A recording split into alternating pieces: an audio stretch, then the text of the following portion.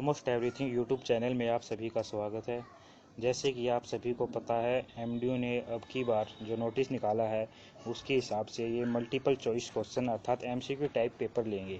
तो उसको देखते हुए हम बीए थर्ड ईयर पॉलिटिक्स है जो अर्थात राजनीतिक शास्त्र है उसके लिए सीरीज़ निकाल रहे हैं। क्वेश्चन सीरीज धीरे धीरे करके मतलब सभी सब्जेक्टों की निकालेंगे। अभी पॉलिटिक्स की स्टार्ट कर रहे हैं और जैसा अगर बच्चों का रिस्पांस मिलता है तो सभी सब्जेक्टों की निकालेंगे। और अभी टाइम भी आपको पता है कि हमारे पास कम ही है, बहुत ही जल्दी एग्ज़ाम लेने वाले हैं। तो चलो समय ख़राब नहीं करते हुए हम अपनी सीरीज को आगे बढ़ाते हैं, स्टार्ट करते हैं। फर्स्ट क्वेश्चन है जी, तुलनात्मक राजनीति का जनक कौन है? इसका आंसर है जी सी, अरस्तु। सेकंड क्वेश्चन है जी, अरस्तु ने कितने देशों के संविधानों का तुलनात्मक अध्ययन किया? ये वेरी इंपॉर्टेंट क्वेश्चन है जी, बहुत इंपॉर्टेंट। इसका आंसर भी है जी सी, 158 देशों का। थर्ड क्वेश्चन, नेक्स्ट क्वेश्चन ये है जी, द प्रिंस पुस्तक के लेखक कौन है?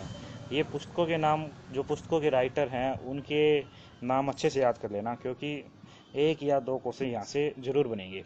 तो द प्रिंस पुस्तक के लेखक कौन है? इसका आंसर है G D, Machiavelli. Next question है जी, द स्पिरिट ऑफ लॉज, इस पुस्तक के लेखक कौन है? तो इसका आंसर है जी बी, मॉन्टेस्क्यू।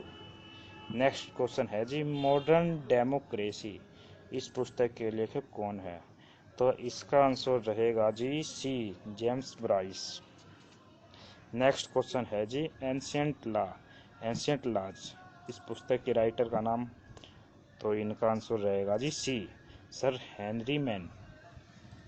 नेक्स्ट क्वेश्चन है जी 7, जो निम्नलिखित में से कौन सी परंपरागत उपागम की विशेषता नहीं है? उपागम होता है जी दृष्टिकोण, अप्रोच। तो ये बताना है परंपरागत उपागम की विशेषता नहीं है। अगर विशेषता नहीं है तो इसका पहला ऑप्शन है जी तुलनात्मक अध्ययन, दूसरा ऑप्शन है जी अवैज्ञानिक अध्ययन, तीसरा है जी अनुभववादी अध्ययन, चौथा है जी औपचारिक संस्थागत अध्ययन। तो इसका आंसर रहेगा जी सी, अनुभववादी अध्ययन, क्योंकि इसने पूछा परंपरागत उपागम की विशेषता नहीं है। तो अनुभववादी अध्ययन है, ये परंपरागत उपागम है जो उसके अंतर्गत नहीं आता। ये आधुनिक उपागम, आधुनिक अप्रोच, जो मॉडर्न अप्रोच है उसके अंतर्गत आता है अनुभववादी अध्ययन। नेक्स्ट क्वेश्चन है जी, निम्नलिखित में से कौन सा परंपरागत उपागम नहीं है? तो संस्थागत जो उपागम है ये परंपरागत है जी। मार्क्सवादी उपागम है, ये नहीं है, ये आधुनिक उपागम के अंतर्गत आता है जी। और नेक्स्ट जो कानूनी औपचारिक उपागम है ये भी परंपरागत है जी। और नेक्स्ट है जी ऐतिहासिक, ये भी परंपरागत है। तो हमें बताना था परंपरागत उपागम नहीं है, तो इसका आंसर रहेगा बी, मार्क्सवादी उपागम। हाँ, ये क्वेश्चन यहाँ से ही बन सकता है जी, परंपरागत उपागम कौन से हैं और कौन से नहीं है, ये भी अच्छे से याद कर लेना। तो ये तीन बताए हैं जो परंपरागत उपागम हैं, वो तीन ही हैं, संस्थागत उपागम, कानूनी औपचारिक उपागम और ऐतिहासिक उपागम।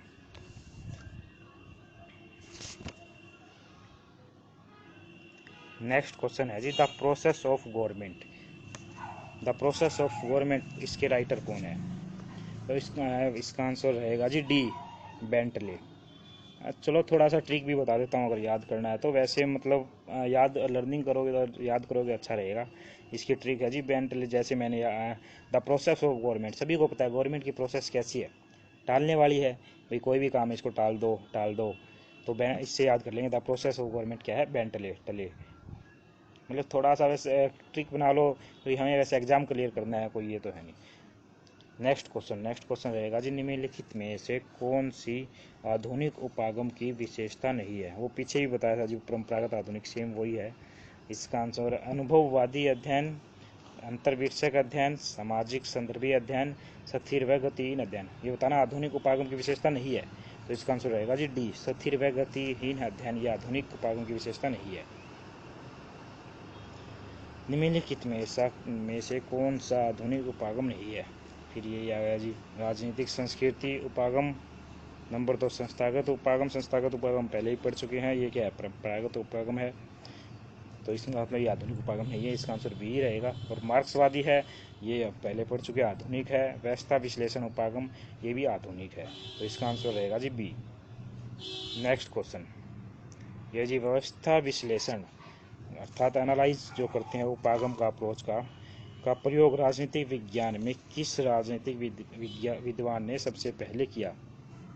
इसका आंसर रहेगा जी डेविड ईस्टन। डेविड इसमें थोड़ा सा और भी कर सकते हैं, जैसे कि डेविड ईस्टन ने क्या किया था, एनालाइज किया। कोई भी एनालाइज करेगा तो फिर तभी पता लगेगा उसको कि हम एनालाइज का मतलब हम इनपुट क्या दे रहे हैं, हमें आउटपुट क्या मिल रहा है। तो इससे एक क्वेश्चन और बनता है कि इनपुट और आउटपुट का मॉडल है वो किसने दिया था, तो उसका आंसर भी रहता है जी डेविड ईस्टन। ठीक है जी, नेक्स्ट क्वेश्चन पे चलते हैं।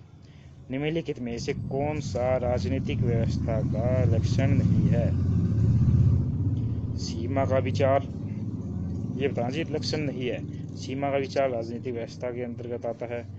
अंगों की पारस्परिक अंतर्निर्भरता, ये भी राजनीतिक व्यवस्था के अंतर्गत आएगा। समान राजनीतिक प्रभाव, ये राजनीतिक व्यवस्था का लक्षण नहीं है, क्योंकि राजनीतिक प्रभाव समान नहीं होता, अलग अलग पार्टीज है तो उनकी इफेक्ट भी अलग अलग होंगे। नेक्स्ट है जी न्याय संगत शारीरिक उत्पीड़न, ये भी राजनीतिक व्यवस्था का लक्षण है।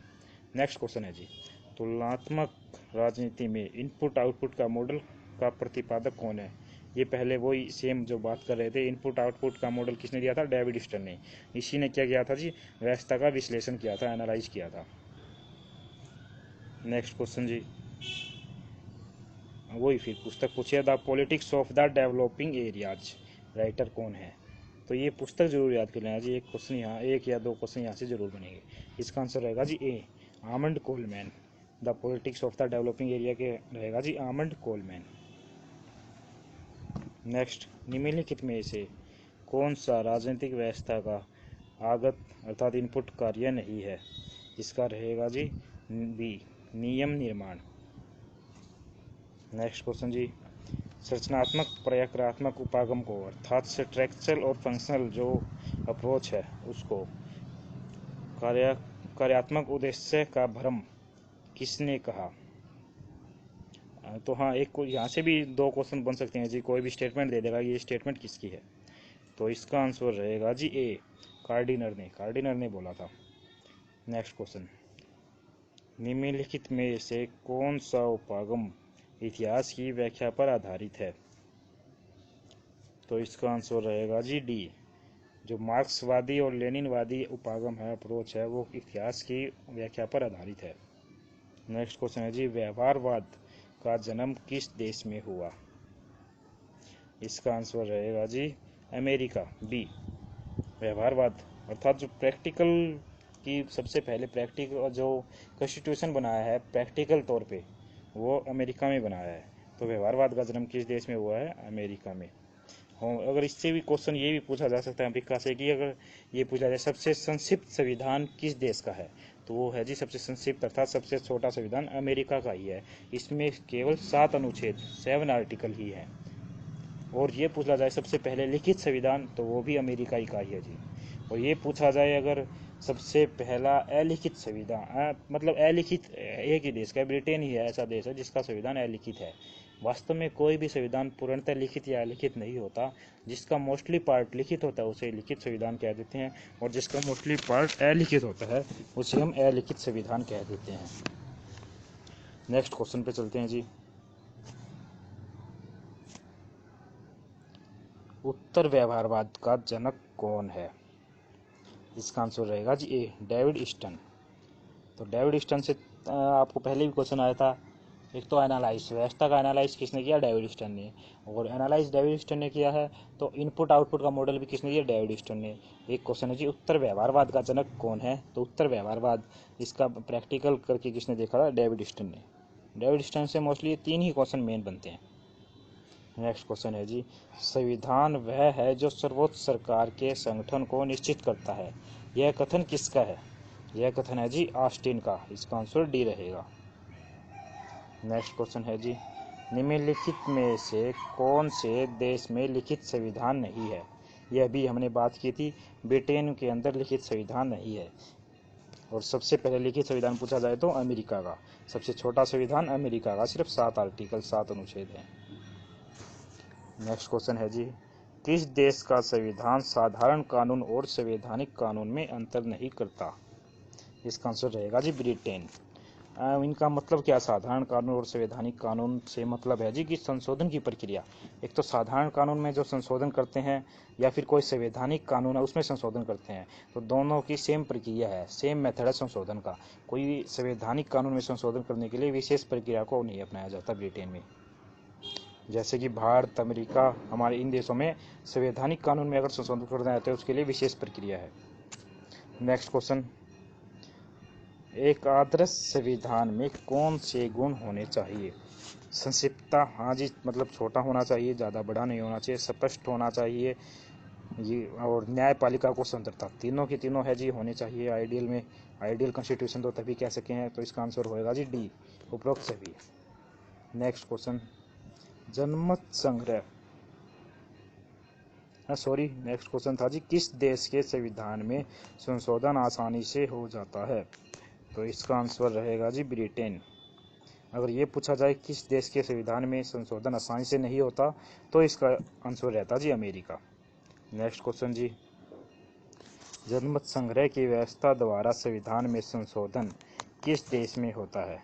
तो इसका आंसर रहेगा जी सी, स्विट्जरलैंड। नेक्स्ट क्वेश्चन जी, सबसे कम संविधान संशोधन किस देश के संविधान में हुए हैं? तो इसके लिए हमने पहले जो बात की है जी, संविधान संशोधन किस देश का कठोर है, अमेरिका का, तो वही ऐसा देश है जिसमें सबसे कम संविधान संशोधन हुए हैं। नेक्स्ट क्वेश्चन जी, कानून का शासन, रूल ऑफ लॉ, इस पुस्तक के राइटर कौन है? तो इसके हैं जी डायसी। नेक्स्ट क्वेश्चन है जी, कानून के शासन अर्थात रूल ऑफ लॉ का जनक कौन सा देश है? अगर इसकी बात करेंगे तो ब्रिटेन है जी। सबसे पहले जो कानून बने हैं, जो संविधान बना है, वो ब्रिटेन का ही बना है, सबसे प्राचीन संविधान ब्रिटेन का है।